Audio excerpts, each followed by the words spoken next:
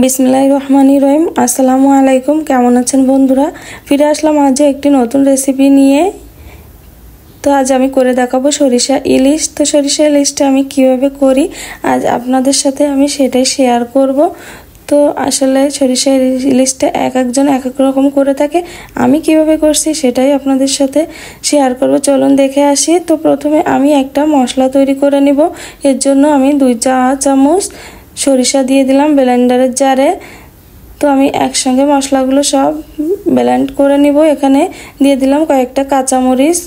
তো আর তারপরে দিয়ে দিলাম 1 কাপ পরিমাণ পেঁয়াজ কুচি। তো মরিচটা আপনাদের পছন্দ মতো দিবেন। তো আমি সমস্ত মশলাগুলো দিয়ে আমি এখন এই মশলাটা ব্লেন্ড করে নিব। তো দেখুন আমার মশলাটা কিন্তু কমপ্লিট।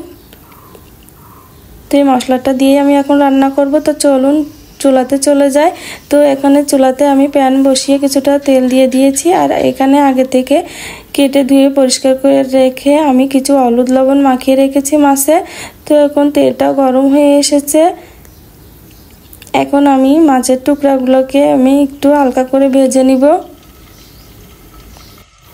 তো একে একে আমি মাছের টুকরাগুলোকে তেলের ভিতরে দিয়ে আমি একটু হালকা করে ভেজে নিব, খুব বেশি ভাজবো না। তো আপনারা যদি ভাজতে না চান তাহলে কাঁচাতেও এই সরিষা ইলিশটা রান্না করতে পারেন। তো আমি আজ একটু ভেজে নিব। তো একে একে আমি সমস্ত মাছের পিসগুলো তেলের ভিতরে দিয়ে দিলাম। তো এদিকে দেখুন আমার মাছে একটু ডিমও হয়েছে, আমি ডিমটাও কিন্তু ভেজে নিব।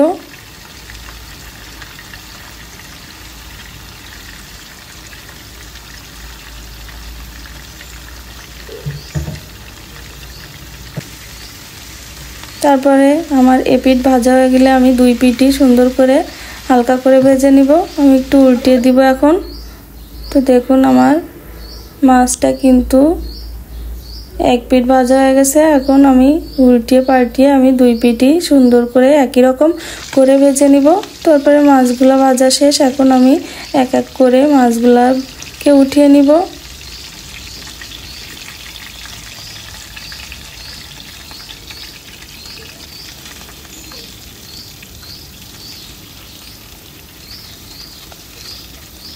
তো মাছগুলো ভাজলে একটু হালকা করে ভাজলে একটা দিকে হয় যে মাছগুলো আর ভেঙে যায় না। তো দেখুন আমার মাছগুলো ভাজা শেষ।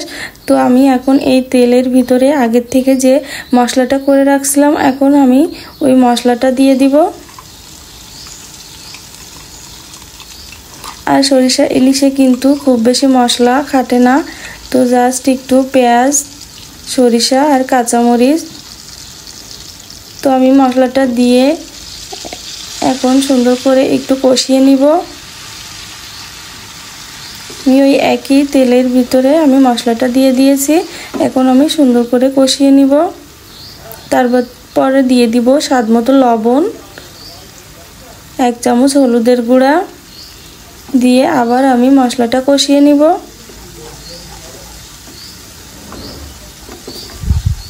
আর মশলাটাও কিন্তু খুব বেশি কষানো লাগবে না, জাস্ট একটু কাঁচা গন্ধ যাওয়া পর্যন্ত। তারপরে আমি সামান্য একটু জিরার গুঁড়া দিয়ে দিলাম। এখানে আপনারা এটা বাদও দিতে পারেন। তো আমি একটু সামান্য জিরার গুঁড়া দিয়ে দিলাম, দিয়ে আরও একটু কষিয়ে নিলাম। দিয়ে আমি ওই মশলার পাত্রটা ধুয়ে আমি সামান্য একটু পানি দিয়ে দিলাম মশলাটা একটু কষানোর জন্য।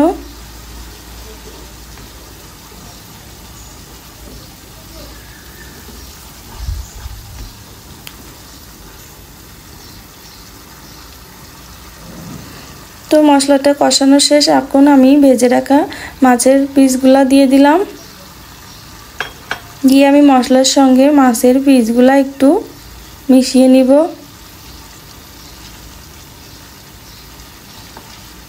আমি উল্টিয়ে পাল্টিয়ে মশলাগুলোর সঙ্গে মাছগুলো একটু মিশিয়ে নিব,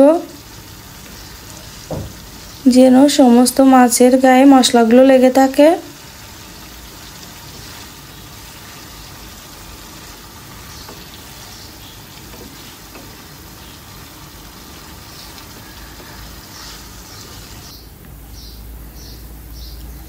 তো তারপরে আমি এখন ঝোলের পানিটা দিয়ে দিব। তো আমি একই মশলার পাত্রটা ধুয়ে আমি ঝোলের পানিটা দিয়ে দিলাম। এখানে আমি 1.5 কাপ মতো পানি দিয়েছি।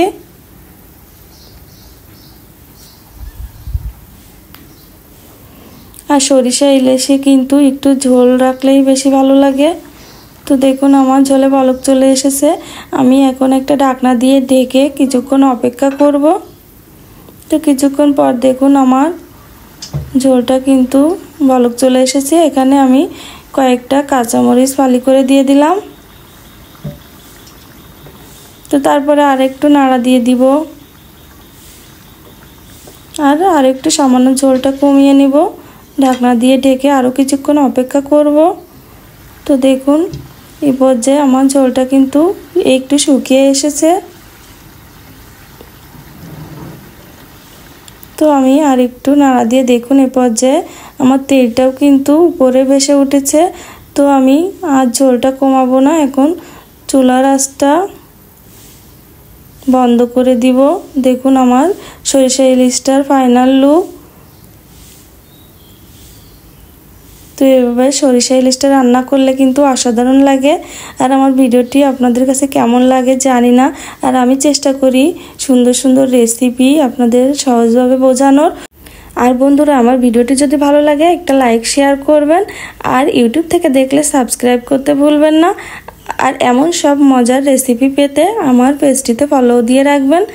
দেখা হবে নেক্সট কোনো ভিডিওতে। আল্লাহ হাফেজ সবাইকে। আসসালামু আলাইকুম।